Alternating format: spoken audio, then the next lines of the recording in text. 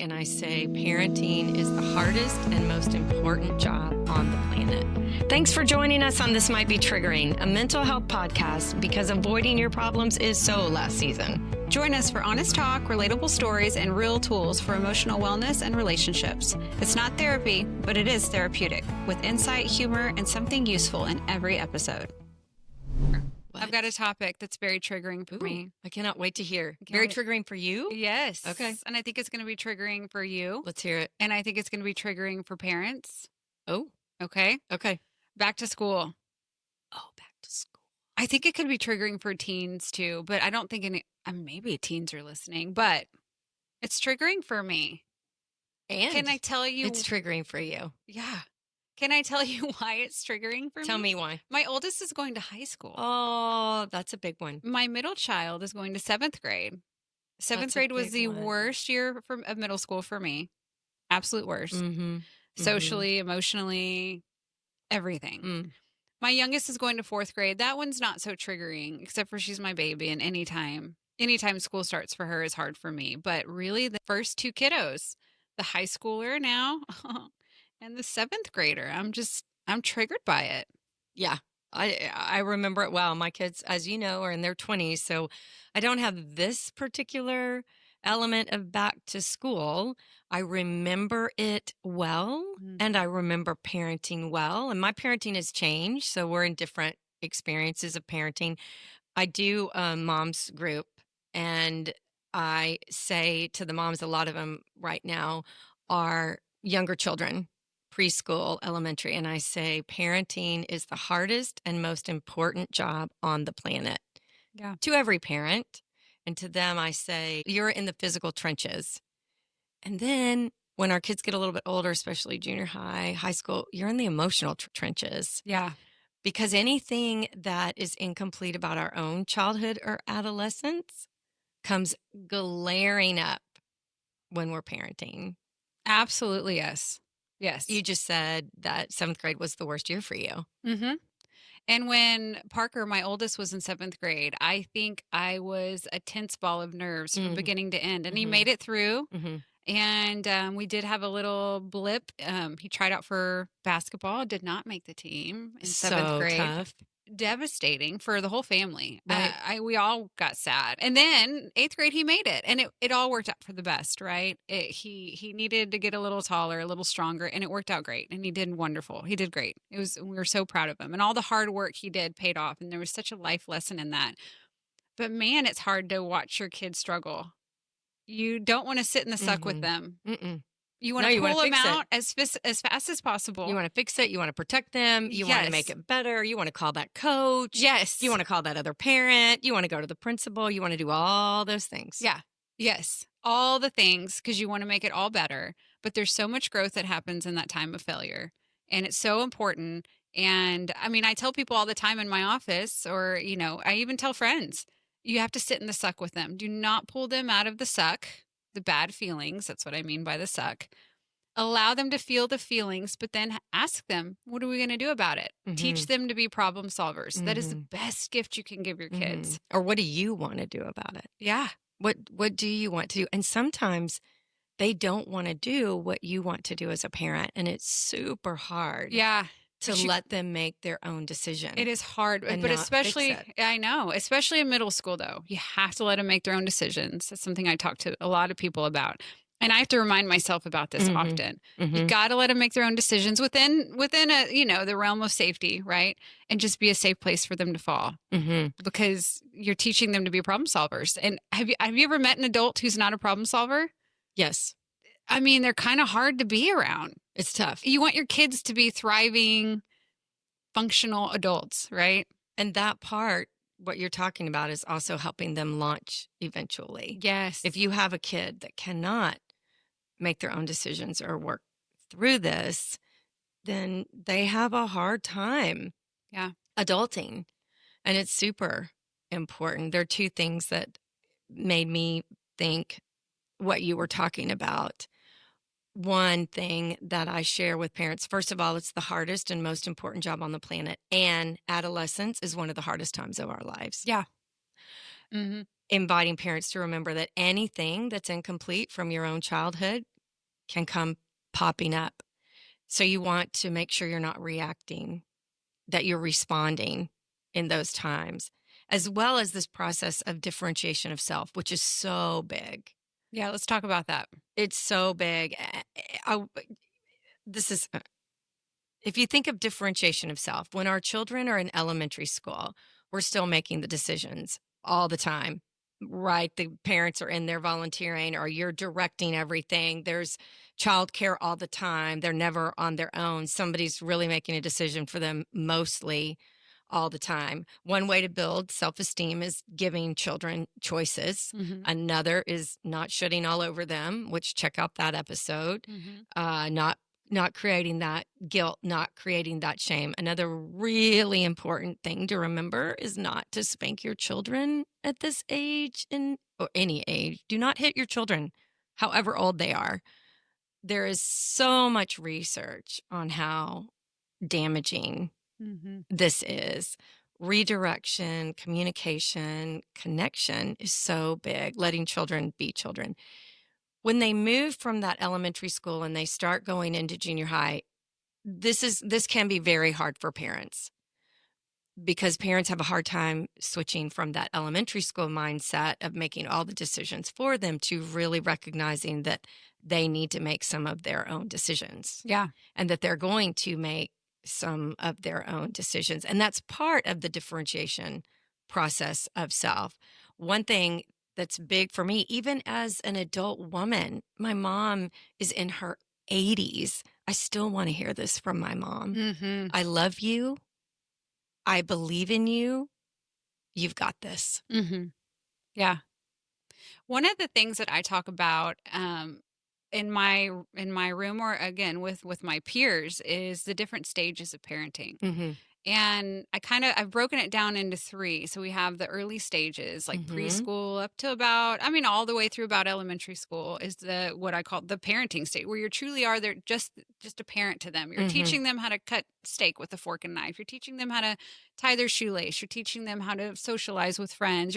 You're very much so involved. You're kind of in the trenches with them, Yes. right? You're Right. teaching them how to manage big, heavy feelings. You're sitting in the suck with them, all these things, very involved. But then once you get into the next stage, which I call the coaching stage, is like more middle school all the way up until college, maybe Mm-hmm. even a little after college, Mm-hmm. where you're just kind of coaching them and cheering them on from the side, but you're not in the trenches so much with them. Mm-hmm. So you're coaching them, you're letting them make these bad decisions within, as long as they're safe, right? Sometimes you have to intervene. That's not safe. For That's not sure. cool. You can't You do have to that, have your right? safe non-negotiables. There are Yeah. things as parents that we do not allow, and you've Right. got to have those guidelines. Right. And in the parenting stage is when you kind of teach those boundaries, right? Mm-hmm. So it Mm-hmm. shouldn't be such a shock. So in the coaching stage, again, you're cheering them on, you're kind of coaching them along, allowing them to make mistakes, but being a safe place for them to fall. Mm-hmm. And then you have the final stage, which is more like the camaraderie friend stage, where you're allowed to be kind of friends with them. I'm still mom, dad is still dad. We're still an adult and a parent in your life, but we're able to kind of have playful banter. We're able Mm-hmm. to kind of talk about, oh, when I was, you didn't realize, but when you were a kid, I was doing XYZ, and you can kind of joke around with them and be a friend with them. Yes. And it all Friendlier sounds with them. friendlier. You're always their parent. Always their parent, but you're kind of able to have, you can go on girls' trips together and have fun, which is a little different when they're young, right? It's still mommy and Definitely me. your adolescent daughter, different. Different, very different. Probably, yeah. And it all sounds kind some. of, for some, yeah. It all sounds kind of duh, but if you do it in the wrong order, then there's a lack of launch happening. There's a failure to launch. Because if you're buddies with your little kid, That's right. then they're not going to so much be able to do the coaching stage, and they're not going to be able to, all the other, again, so it's something that is it kind of makes sense when I lay it out, but Mhm. often people will come in, or friends will talk to me about how Mhm. I've been best friends with my daughter since, she was born. She's my bestie, we match, and all these things. But now they're teenagers and they're not listening, they're not being respectful, they're treating them like a camaraderie, like a friend. And it's not helping anybody. That's so great. Yeah, I invite people not to look for that friendship in junior high. You're not an authoritative Mm-hmm. parent. You are allowing that process of differentiation of self to happen. Yeah. which is your children pulling apart. They're not just doing everything you say because you're a mom and dad and you say to do that. And so they do that. You want to allow them to have a little bit of growth, a little bit of space. And that message of, I love you, I believe in you, you've got this, is so important. And that doesn't change. I Yeah. firmly believe that. It Right. does not change. No matter the stage. You want to say that when they're in elementary school too. You're moving into that. And I like how you described that. You're moving into that kind of coaching phase. You're not, you know, you're a coach at home and you are walking alongside them as they're going through this very, very difficult, crazy process. One, when you're dealing with a preteen, junior high, you're dealing with hormones. Yeah. And that's very hard. And we need to respect that because hormones deserve our respect. Yeah. Speaking of someone who knows postmenopausal, it's important to pay attention to them. No, they are. They're important. Yeah. They impact us. So when couples come into the room and the wife is going through menopause, I remind the husband, I'm like, do you remember what it was like when you were a teenage boy and you could not control what your body was doing and it would just happen and things would change so fast? That's what's happening to us. Night sweats, all of that, mood changes. It's just really tough. So especially if you're raising children and you're even close to menopause, then you can really think of that. It is very hard on them. Their bodies are changing, their brains are changing, and we need to be compassionate. Yes, they're going to go into their room. We have to do all of the smart things. Have that family time. Have that family time at the dinner table. If you can't do dinner time together, which we highly recommend finding ways to carve out dinner time. And yes, I know it's busy. There's sports, there's extracurricular activities. Find time to carve out time for you and your nuclear family, your spouse, your children, your partner. Find time to carve that out and put the phone away. Put the phone away. Let's say it again together. Please put the phone away. Nothing could be more important. Don't leave it face down on the table because that just shows if somebody texts me, I'm going to get this phone. Put it away. Listen, cell phones got here. AI has gotten here. The internet's gotten here so fast. There's a great book called The Anxious Generation. Mm-hmm. Go check it out. It's excellent. We have to have safe non-negotiables when it comes to that. We have to have technology-free time. There are some schools that are starting to do that. I applaud you all. Way to go. Yes. KDISD is. Really? The whole ISD? The whole ISD. Well, I mean, even in high school, they said no phones. During the day? During the day. That's good. Mm-hmm. I think that's great. We've got to have some time off of that. If you think about these hormones, this process of differentiation of self, if you're getting all your information and you're doom scrolling and not having that interaction with your parents. So game night's really important, and it's not about winning parents. It's just about time together. It is. Putting that phone up, because I do believe the anxiety, the fear that you have about Parker going to high school is so real, and loving your child and knowing that you can't make all the decisions for him, that you can't be there to protect him all the time. Yeah. You can't be there to read every text message or look at everything he's looking online. The one thing you can do is build relationship. Yeah. Yeah. I mean, I want to share a story about differentiation of self. Please. If you're okay with that. Please do, because I love it. Yeah. So when Parker was in middle school, he was showing some signs of differentiation of self, as in he was listening to a different type of music than we listen to at home. Mm-hmm. He was dressing differently. He was acting differently. And I understood what was happening. I'm like, this needs to happen. Mm-hmm. It needs to happen so that he can figure out who he is. Yeah.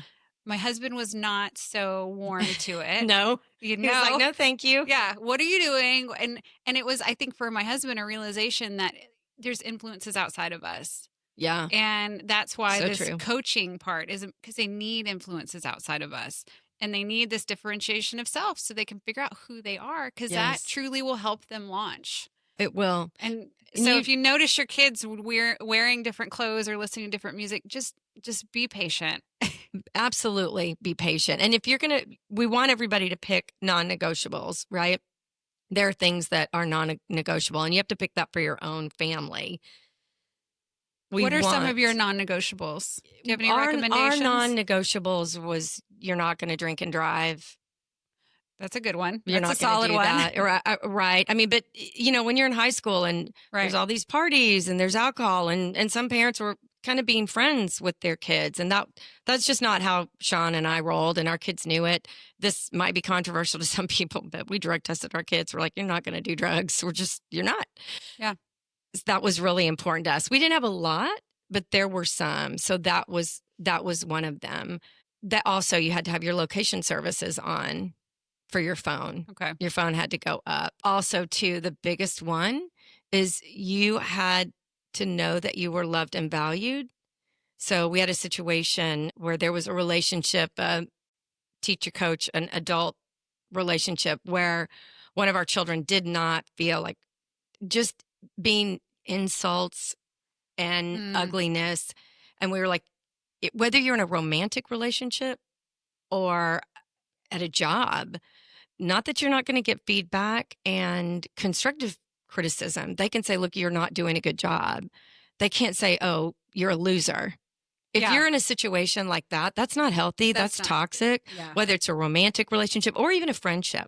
So that was a non-negotiable for us too. It is a lot, parenting kids. It's the hardest and most important job on the planet. It is the hardest and most important job on the planet. If you're a parent, be good to yourself. Be Mhm. kind to yourself. Find those friends that hold you up and that you can hold up and connect with. You need that. Yeah.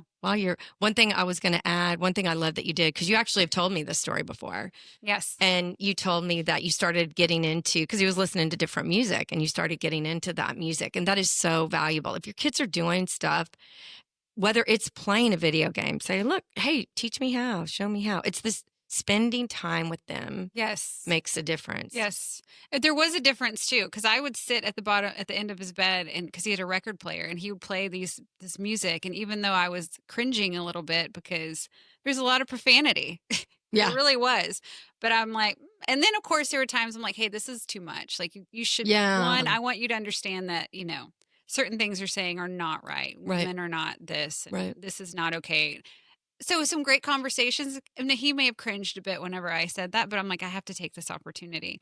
But there was some, that I was like, okay, this is good music and I enjoy it. My husband was absolutely not interested in it. And that it's passed.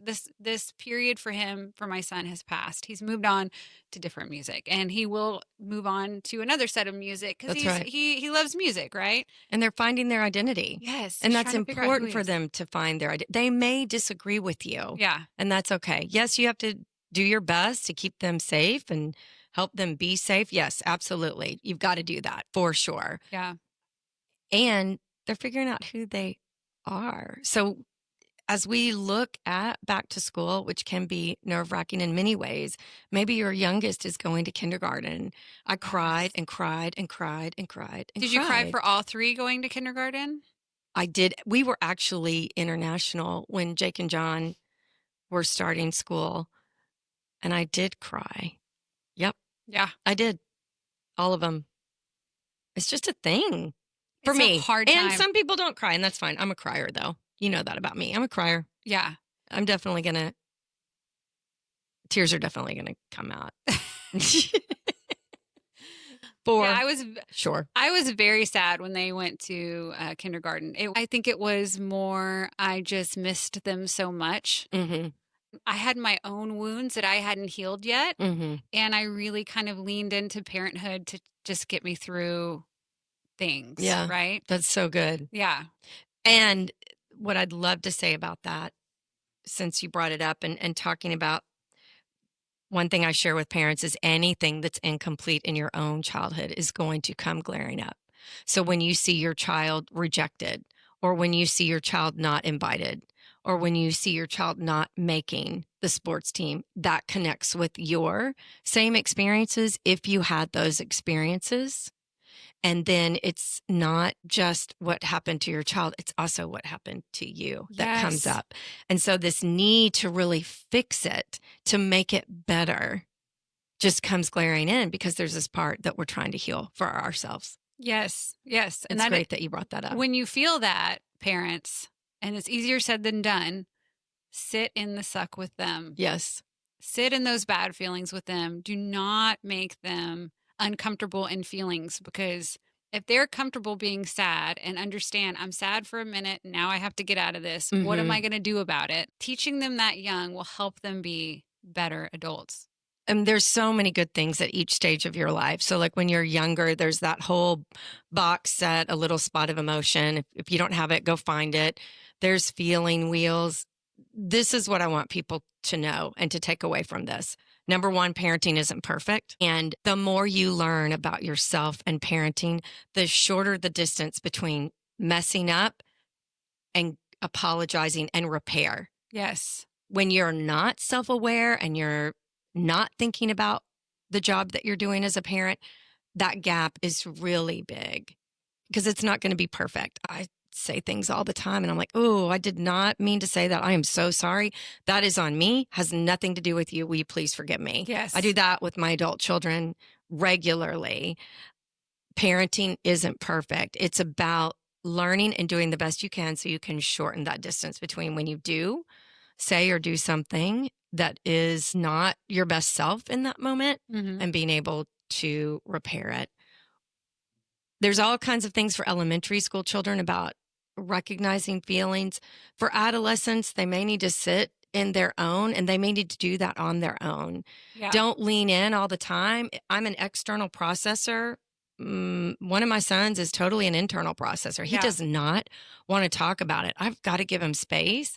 And those three things, I love you, I believe in you, and you've got this, are way powerful, way powerful. They want to hear that. Yeah. Then you can sit back and at another time you can say, oh man, I am really sorry you did not get the grade you wanted to get on that test. Yeah. And I know you've got this. Is there anything I can do? That's At perfect. a different time, not when they're there, Right. not when they're in that moment. Yeah. I have 2 external processors and 1 internal. Mm. And one thing I noticed about the internal processor, when you least expect it, they'll come to you and say, I was really upset when XYZ happened, or man, I'm feeling really sad. You just got to be ready. You do. And you can't brush that off, right? Sit No. in that moment with them, because that's them sitting in their suck. Where my external processors, I feel like it happens right away for them. They're just ready to talk about it. They're ready to be sad. They're ready to get the, mommy, will you fix this? All the things. And whereas the internal processor, it takes them a little longer. Yeah, it does. And that may correlate with introverts and extroverts. It may not, though. Right. It may not. It's not a one-stop shop Yeah. for everybody. Yeah. As we're looking for back to school, I do want to say one other thing. Okay. When you are stressed as a parent and you're rushing around, don't yell at your kids in the morning. It ruins their day. It ruins their day. Do everything you can not to yell at your kids in the morning. Definitely don't spank them. Not helpful at all. Redirection all the time. Checking yourself. I say that a lot. Go in your bedroom. Say, I need a moment. You can absolutely tell your child, hey, I just need a moment. Go in your bedroom. Deal with it. Breathe. Scream in your pillow. Whatever it is that you need to do. Yeah. Yeah. And it may be a good idea to even set up everything the night before. Set up everything the night before. Yes. It may be a good idea to have even a kind of a checklist for your kiddos, checklist for yourself in the mornings. That way everybody kind of knows what to expect, because the world is a big, scary place to kids, and knowing what to predict and what to expect is the best thing you can do for them. So I would encourage parents to sit with their kids now, kind of create a checklist of what did we do last year? Or if they're going to kindergarten, which that's such a tough time, and it already is kind of all these unsures and unknowns, make home in the morning as predictable as possible. So create a checklist. We're going to brush our teeth. We're going to eat breakfast, brush our teeth, all these things, so that you can keep them on track. You can keep yourself on track. And that will reduce the chances of you yelling at them, because I've been there. The kids aren't listening. One has their shoes on. One's still in PJs. The other one hasn't brushed their teeth. And I'm like, we have to go in 1 minute. Right. And I have told you all what to do. And then I'm elevated and I don't have a minute to go in the bedroom. That's right. And breathe. Very true. So what do? I am a licensed professional counselor associate. I should know better. No, all of that is out the window. I'm screaming at them. Right. But Because we're not perfect, right? Parenting is hard. None of us are perfect. No, Even if you have a we're degree in going to mental screw health it up. counseling, we're going to screw it up. So what to do then?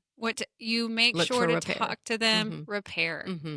apologize to them before they go. And you're in the car, or we have a golf cart we take. Our school is really close. It's a whole thing. Maybe that's a triggering topic too, because the golf cart seems to really upset people in the neighborhood. Anyways, I can while just I'm in see the you on the golf golf cart with cart. them, I say, "Hey, I lost it, and I'm sorry." Because we're human too. We're not perfect, and I grew up in a home where parents didn't say sorry, so this is something that's very Mm. new for my husband and I. But I'm sorry. I lost it on you, and I don't want you to have a bad day, baby. I'm so sorry. And they'll usually say, "Oh, it's okay," usually, but not Usually, always. not always. But take the moment to do the repair because we're not perfect. We're just No. trying to figure it out. And we are frustrated, and they don't listen sometimes, and they're tired too, and they have bad days just like us. And I think Mm-hmm. sometimes we forget that because oh, you're a kid, whatever, you do your thing. But no, Mm-hmm. they're people too, and they have feelings, and they have bad days, and sometimes we need to kind of lean into that and be a little bit kinder and more patient. Always, Yeah, always. yeah, So, as everybody's getting ready for back to school, take a moment for yourself. Sit down if you have a partner or a spouse. Sit down and talk about it with them. Get on the same page. Then share that with your kids and ask them, get some buy in from them yeah. so That's a that you great can idea. be ready. Yeah, Yeah, absolutely. You can make lunches together. You can do all kinds of things. And get your kids to tell you what they're excited about or what they're nervous about. They yeah, can draw pictures. That's yeah. a great one. That is a great way to help them. Absolutely. For the younger kiddos. Middle school kids may or may not. They may not want to say anything. That's okay. Don't push them. Don't push them. Let them be them and send them that message. I love you. I believe in you. You've got this. And if they don't want to talk, don't try to make them talk. Yeah. That's not helpful. Yeah. I think another thing to think about too, especially when your kids are in middle school, high school age, your idea of what their experience is going to be may be different than theirs. Absolutely. And for example, my middle daughter she's neurodivergent, and I want her to have all these friends, and I want to share. Actually, can I share a story with you about Yeah, this summer? please. So Please. this summer she went to a camp called Camp Choye. It's a sleepaway camp. She was there for a week. Oh, And I wow. had First this time? First first time? time. Wow. Yeah, That's a big one. it's a big one. Yeah. And I had all these ideas of what camp would look like for her. And I prepped her as well as I could. Of course, I had her packed, to the T's. I spent 3 days packing for her. It was so much work, but I wanted her to have such a good time. I went to pick her up and I was like, "So, how'd it go? Did you make friends?" And she said, "Well, let me rewind just a second." Her little sister also went to Camp Choye with Okay. her. Okay. Oh, they were at the same camp. They're at the same camp. Okay. So a 9-year-old and a 12-year-old. So different sections, but same time, right? I see Adeline first. That's my middle daughter's name. And she comes over and I said, "Hey, did you have fun?" She's like, "Yeah." "Did you make any friends?" Yeah." "What are their names?" "Oh, I don't know." "Oh, okay." And then I see myself going, "Oh my gosh, she didn't make friends and nobody liked her. Right. She didn't like it. What happened?" And she goes, "Mom, why do girls always want to touch each other?" I'm like, "What does that mean? What do you?" She's like, "Everybody wants to hug. They would hug me in the morning. They would hug me at lunch. They would hug me in the afternoon." So I finally told them, "I see you guys all day, every day. Please stop hugging me." That is so funny. She goes, "And then they want to touch your hair all the time. Everybody kept wanting to braid my hair." So finally I told them, "I can take care of my own hair. Please don't Listen touch to my hair." her. I Go know. her. She knows herself. I And know. she knows what she wants. And she's strong enough to say it. Beautiful. But can I share with you? I died a little inside. I was like, "What? All these girls wanted to hug you and they wanted your hair and what?" But I thought maybe there was more to it. And then here comes my little 9-year-old daughter, handwriting all over her, draw like markers, Everybody's pens. signing like autograph before you Everybody's leave. writing their phone number and email I address. love it. She's like, "These are all my best friends." We hugged 4 times a day and we braided each other's hair. It was beautiful. So what you may think for your kids, Yes. what you think their life is going to look like may look a little different. And I had that moment, again, far from perfect here, even with a degree in mental health counseling. I had a moment where I thought, you know what? She's content in that. And Yep. I need to be okay with the life that she's going to have. And so I think Absolutely. I hope that that's a message that some parents can relate to, whether they're having their own anxieties and worries about their kids. Just check with them. If they're Right. doing okay and they feel like they're okay, but it may not be the life that you kind of had for them, then take a step back. Yep. Take a step back. I love that story. I do. I can totally get that. That would have been me. Oh, Anne Marie, you've got to invite everybody to your birthday party, and she's like, "Mom, it's okay. I just want these people." Oh, okay. Yeah. One last thing to leave parents with is you don't have to do it all. I know with my kids when they were in high school, Jake and John have ADD just like I do.